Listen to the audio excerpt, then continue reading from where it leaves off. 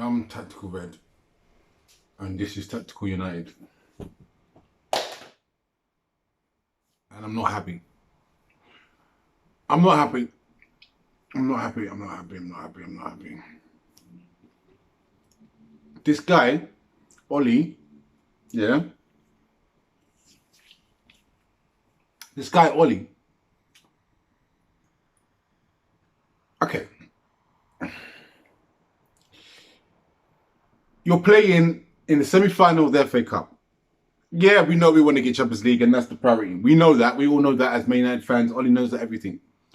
But you don't change the formation. You don't change the formation and play a completely different formation that you've been playing that you clearly don't train with in a semi-final in any fucking competition. You don't do that. And Ollie did that.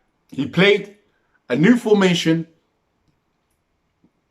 in a semi-final and lost us the game. 100%. People will be like, no, David De Gea lost us the game. And yeah, David De Gea lost us the game too. De Gea should be dropped. But in the FA Cup, in the League Cup, he plays Romero. So why is De Gea playing? Why is he kissing arse of players as per usual? Why is he so softy as per usual? Why is he playing Daniel James up front? Why is James playing up front? Why?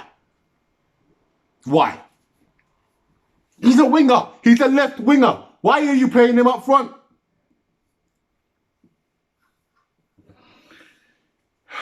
You know, it's really simple to see where we went wrong. But let's go back. People talk about, you know, Ollie's signings. People talk about them. I never spoke about them. Check all my videos. Go back and check my videos. You'll see. I always say he hasn't made great signings. Maguire. No pace, can't tackle, low on confidence, not a captain, not a leader, can't jump, doesn't inspire confidence at the back. Wan-Bissaka. Can't attack amazing, can do it okay. Teams give him the ball because they know that he can't hurt us. Yeah, he can tackle. But I'm going to come on to reason why he can tackle in a minute. Who else has he signed? Daniel James. I don't need to say anything about Daniel James. We all know Daniel James is below average for the Premier League. He's a below average Premier League player. He's not even an average Premier League player. He's below average. He's a championship player and he should be back in the championship. We don't need to say anything more. But Ollie starts him in a semi-final when you have Ighalo who scored plenty of goals. Why does he start? Why does he not start Ighalo? When Ighalo scored goals, you play Daniel James up front when Ighalo has been a perfect replacement striker and you play Daniel James up front.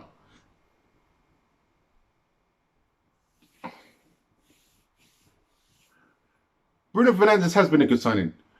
But there's a massive but. When we were supposed to sign him in the summer, we knew that Ollie and his team, i.e. Mick McKenna and Mick Phelan, thought Bruno Fernandes gives the ball away so we did too much, so we didn't sign him. But then in desperation, because we had no midfield, we signed him anyway. So I don't really class that as Ollie's signing. I class that as a fan signing because the fans wanted Bruno Fernandes. The fans knew that Bruno Fernandes should be there in the summer. The fans wanted him. Ollie was 6 months late. So I don't class that as an Ollie signing. Yeah, it's a good signing, but that was a fan signing because the fans knew he should have been there. Every Man United fan knew we should have signed Bruno Fernandes. Only Ollie and his stupid cronies didn't know that. So, his signings haven't been great because they're all overpriced, and underperforming. Now, people said, Ollie said, oh, our defense is good now. We got a good defense.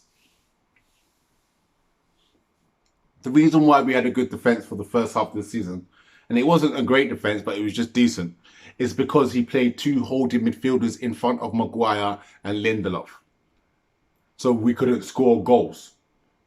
Like, I call myself tactical red because I understand football very, very quickly. Quicker than most. And I don't care what people think.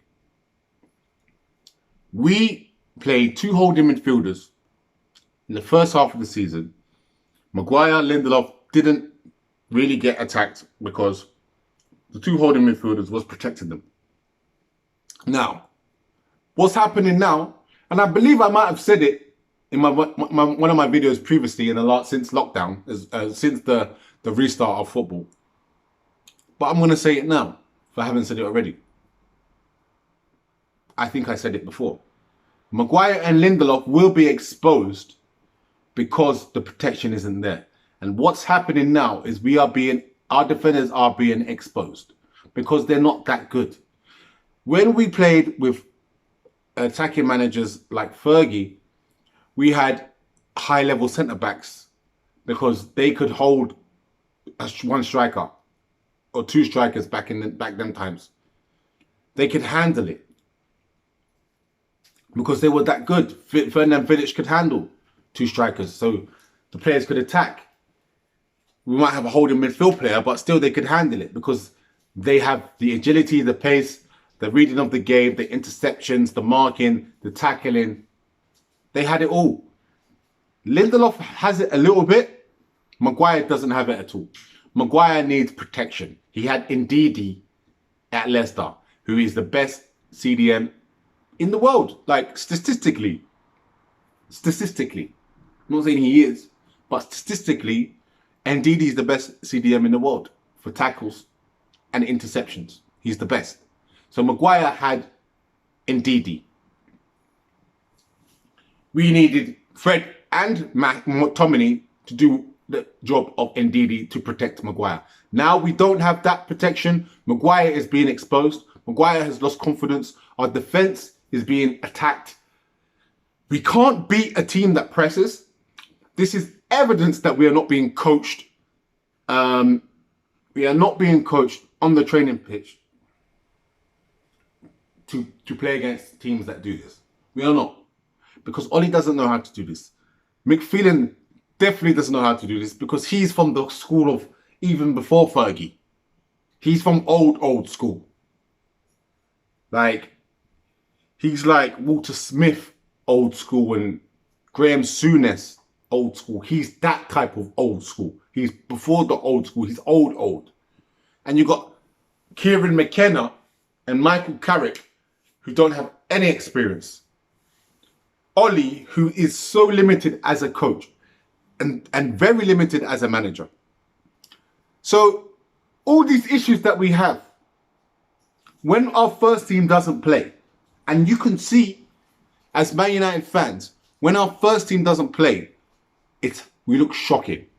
We look scrappy. We look all over the place. There's no patterns. Nothing is happening. We're not scoring. And this is how it was for the first half of the season. Bruno and Ollie's just falling into Fernandes, Pogba, Greenwood, Martial, Rashford, Matic. He's fallen in there. He's only signed Bruno Fernandes, and that's only because, as I said before, McTominay, Pogba was injured. He wasn't even interested in signing Bruno Fernandes. So all our players, all our best players are players that was here before Ollie, except for Fernandes. But as I said, was here before Ollie signed them.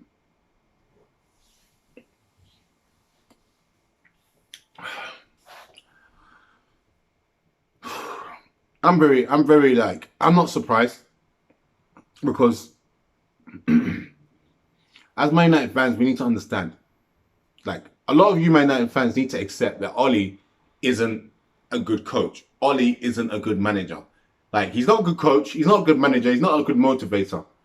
He doesn't make in-game decisions very well. He makes the same fucking subs. Greenwood. Why not bring on Mata?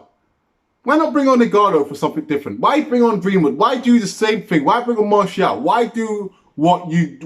repeat the same thing over and over again? Because he doesn't know how to do something different, because he can't think. He can't think in the moment. He's too, I believe, with Ollie, he's too caught in the moment.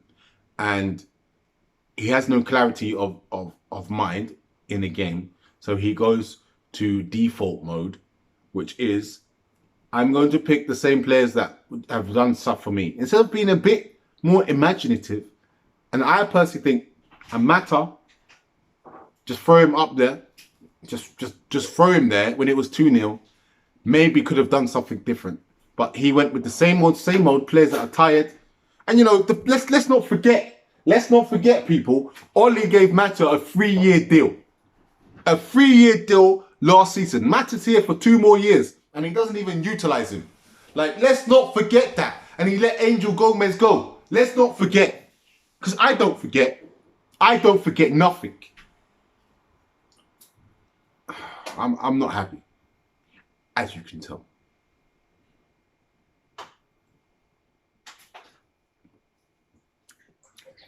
And I'm not happy because you're out of the FA Cup. Because that doesn't really bother me. I know it's a trophy. And it would be nice. But it doesn't really bother me. What bothers me is that he could be here next season if we get Champions League. That bothers me. What bothers me is that we might not even get Champions League because our players, he doesn't know how to coach our players. And we got West Ham, who are in very good form.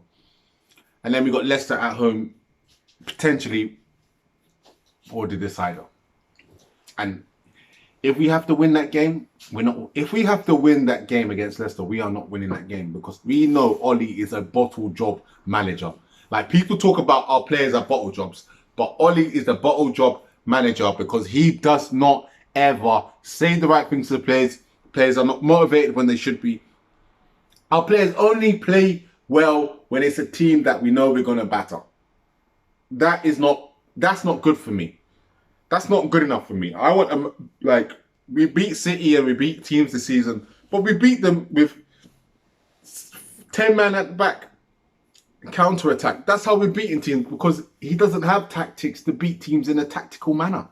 Like, I can teach a team to sit back. A 10-year-old can tell a team to sit back and then counter attack. It's not, he's getting paid 2 million a year to do shit that anyone can do because he's not a good manager. De Gea, I mean, I said last summer, I said all this shit before. I'm sick of it. I'm sick of saying things and then they come into fruition. I'm actually sick of it. I'm sick of it. I said De Gea should be gone. I said we shouldn't give him a new contract. But then we give him a new contract. It would make him the most highest paid player in the club, bar Sanchez. A keeper who's he's made 8 to 9 mistakes because of the season that led to losses or drop points. But Ollie still will back him because Ollie's not a leader. Like, I can see through Ollie. I can see through him completely. I can completely see through him. Like, he's transparent to me. And I know you Man United fans will take a long time to see through him because I was talking about this shit from 2019 March. Check my first video. He's landed with a team that is the front 5 is world-class potential. But still, he's not coached them right. Still, Bruno Fernandes is all over the place. Still, I don't think Pogba is being given, like, yeah, I think with Pogba, he's not given the play. There's no patterns of play for him to even to build something with. I think Greenwood doesn't receive the ball enough. I think Martial does well. Rashford still is inconsistent. Like, in the game against Crystal Palace, he was man of the match. Today's game, rubbish. You know, You can't be like that. You can't be like that. You can't just be good one game and rubbish the next. It doesn't make any sense. Like, you're either good or you're not. You know, last year we got to a position where we could get Champions League and we bottled it. This year, if we get to a position where we get Champions League and bottle it again, if he doesn't get sacked, if we bottle this Champions League, if we bottle this Champions League, he definitely needs to get sacked. Because first of all, if we bottle this Champions League, we will have the lowest points total ever in the Premier League. We nearly have it anyway. If we don't win our next 2 games, we'll have the lowest points total in the Premier League ever. Ever. Like, lowest ever. That's sackable in itself. But if we don't get top 4, I'm not even interested in the Europa, because if we don't get top 4, I've seen Inter Milan play this season. They can beat us. I've seen Sevilla. They can beat us. Even Olympiacos can beat us. I'm telling you. I've watched Olympiacos. They won their game today against AEK Athens. Don't know me. I know my football. I know European football. Hands down, I know it. Trust me. I know teams that can beat us. I know how teams play football. I know what type of teams can beat us. I know how we play. And these teams can beat us. Believe me. Especially Solskjaer. And a 2-legged game. Like, it's not one-off games here. It's 2 legs. We all, like, Solskjaer can do his thing 1 game. Yeah, but 2 legs. Trust me. That takes coaching. That takes thought. I don't know what to say. I'm not surprised. You know, I'm not surprised. Wednesday is going to be very interesting. Very interesting. If we lose that game, boy, it doesn't look very good if we lose that game. That's all I know. We lose that game, it's not looking good. I'm Tactical Red, this is Tactical United. And for those Man United fans that still have faith in Ighalo, that still think Oli can win us the title, you're delusional. You're delusional.